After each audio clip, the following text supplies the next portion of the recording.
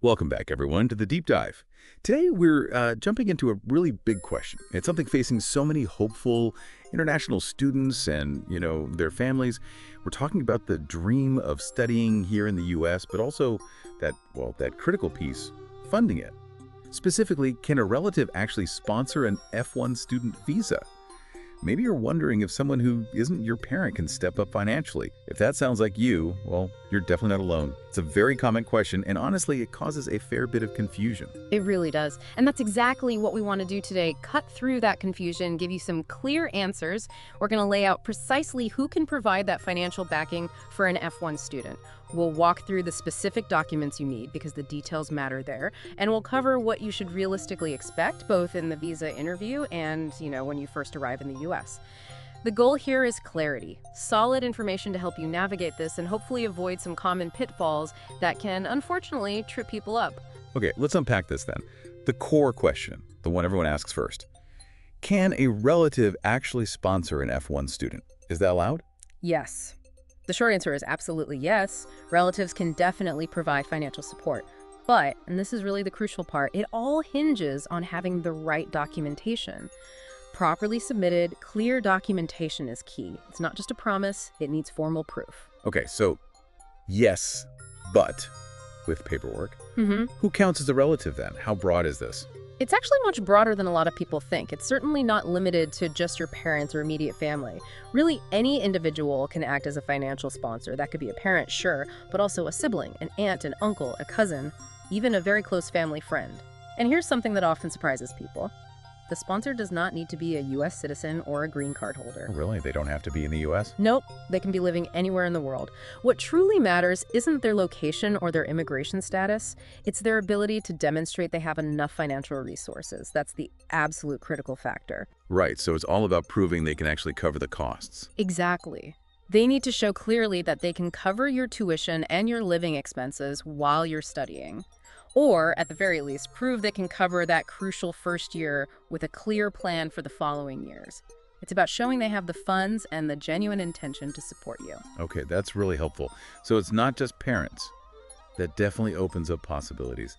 Now, you mentioned demonstrating financial capacity and the paperwork. How does that work? It sounds like there are maybe different stages. That's a great way to put it, yes. Think of it as a two-phase process for documentation. Each phase has its own purpose and requirements. Phase 1 happens before you even get your Form I-20 from the university. Okay, the I-20, that's the certificate of eligibility, right? The thing you need to even apply for the visa? Precisely. So before the school issues that I-20, they need to be confident you can afford at least one academic year. It's their requirement. So for this first stage, you'll typically need your sponsor's recent bank statements, usually looking back maybe 3 to 6 months. These need to clearly show enough money to cover the school's estimated annual cost. And remember, that can be pretty substantial, think $60,000, $70,000, even $80,000 or more sometimes, depending on the school. Wow, okay. So bank statements showing the funds. What else for phase 1? Alongside the statements, you absolutely need a strong letter of financial support directly from your sponsor. This isn't just any letter, it has to be specific. It must state the sponsor's relationship to you clearly, like my nephew, my cousin, whatever it is. It also needs to state their explicit intent to cover your tuition or living expenses or both, and for how long they intend to provide that support. Some universities might even give you a template or ask for the letter to be notarized, so always check the school's specific requirements. Got it. So school gets the bank statements and the support letter, verifies the funds, and then issues the I-20. What's phase 2? Phase 2 is during the actual F-1 visa application process, which usually happens at a U.S. embassy or consulate in your home country. Here, you'll need to present that same financial documentation you gave the school. Consistency is vital, like we said. Don't show up with different figures. But you also need some additional, really crucial documents for the visa officer. Okay, what else do they need to see at the consulate? The big one here is Form I-134, the Declaration of Financial Support. This is especially important if your sponsor isn't a parent. This form is a formal declaration to the U.S. government where your sponsor legally affirms their commitment to support you financially. It carries more weight than just the letter. Beyond the I-134, you'll likely need more proof of your sponsor's financial stability. Things like letters verifying their employment, maybe recent tax returns, or documents showing significant assets like property or investments. It's all about painting a complete, credible picture of their ability to follow through on that support. So it really is about building this consistent financial story from the very beginning school application right through to the visa interview. Every document needs to line up. Exactly right. Consistency and clarity are paramount. Now let's tackle something that causes a lot of confusion. Financial support for a student visa. That's very different from sponsoring someone for a green card, isn't it? Oh, absolutely. And this distinction is critical. Getting this wrong can lead to major problems. We cannot stress this enough. Supporting an F-1 student visa, which is a non-immigrant, temporary visa, is entirely different from family sponsorship for a green card, which is for permanent residency. Two separate worlds, really, with different rules. Can you break down those differences for us? Sure. For the F-1 student visa, the temporary one, relatives like cousins, aunts, uncles, they can sponsor financially. The key form is that I-134 Declaration Financial Support we just talked about, plus all the bank statements and letters. The whole idea behind F-1 is that you're coming temporarily to study, and then you intend to return home. Okay, so cousins can help with F-1 using Form I-134. What about green cards? For a family-based green card aiming for permanent residency, the rules are much stricter. Cousins, aunts, uncles, more distant relatives, they simply cannot sponsor. Green card sponsorship uses a different form, the I-864 Affidavit of Support, and it's restricted to very close family members. Usually spouses, parents sponsoring children, adult children sponsoring parents, or siblings sponsoring siblings. The intent there is permanent immigration, so the sponsorship requirements are much more stringent and limited in terms of who qualifies. So just to be crystal clear, your cousin can help you fund your F-1 studies with an I-134, but they absolutely cannot sponsor you for a green card with an I-864. That's the bottom line. Different visas, different forms, different eligible sponsors, and critically different intentions, temporary study versus permanent residency. What's fascinating here is just how specific these rules are. Understanding that difference feels absolutely crucial to avoid making a mistake that could jeopardize everything. This actually brings up something you hear a lot about in visa interviews, Section 214B. How does that play into this, especially when, say, a cousin is sponsoring? That's a really important connection to make. Section 214B of the U.S. Immigration and Nationality Act is fundamental here. It basically states that every applicant for a non-immigrant visa, like the F-1, is presumed to be an intending immigrant unless they prove otherwise to the consular officer. So you have to prove you're not trying to stay permanently. Exactly. You have to overcome that presumption. You need to demonstrate strong ties to your home country family, job prospects, property, things that show you have compelling reasons to return after your studies.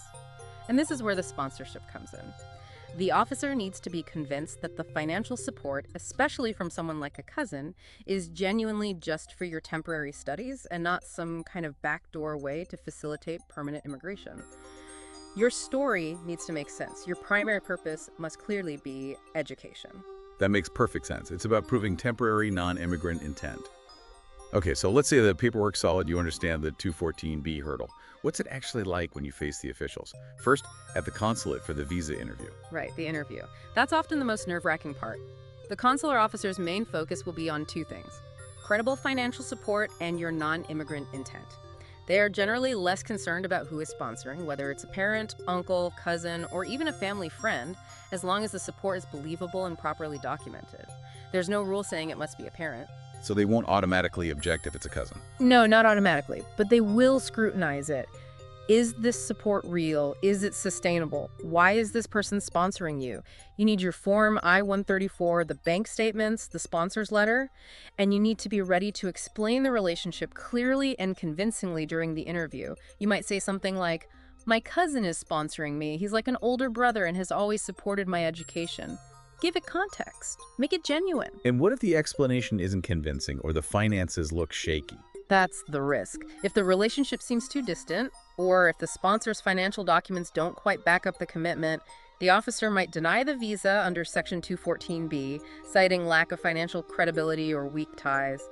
It's about building trust. Okay, so consulate is about credibility and intent. What about when you arrive at the U.S. airport dealing with Customs and Border Protection, the CBP officers? At the port of entry, the CBP officer's role is a bit different. They generally don't reinvestigate your finances in great detail unless something seems seriously wrong, like suspected fraud or major inconsistencies with your documents. Their main job is to confirm: is your visa valid?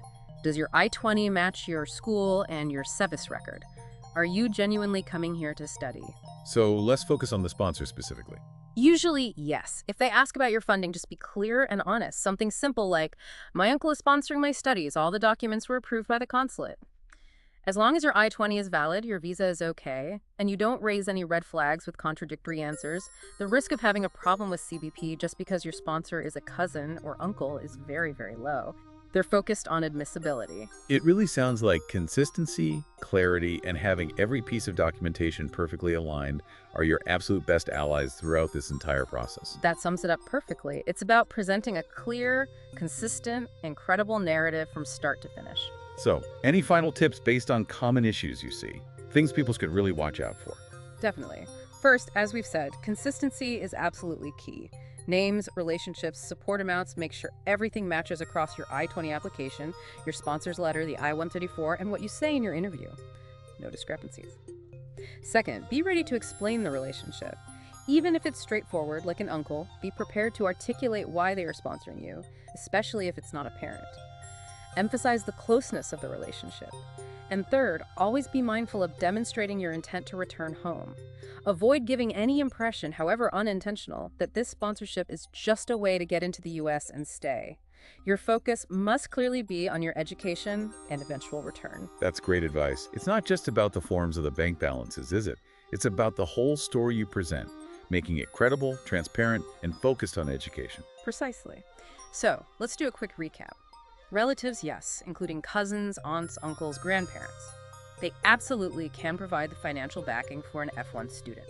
The keys: accurate, recent financial documents, a clear letter stating the sponsor's intent and relationship, using the right forms, especially that Form I-134, and critically, understanding this is not green card sponsorship.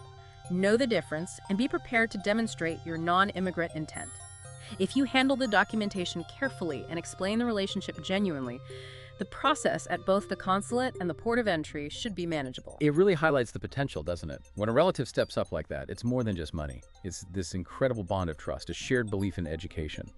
Making sure you navigate all these requirements carefully ensures that support can actually help make those academic dreams happen. Thank you for joining us for this really important deep dive into F-1 visa sponsorship.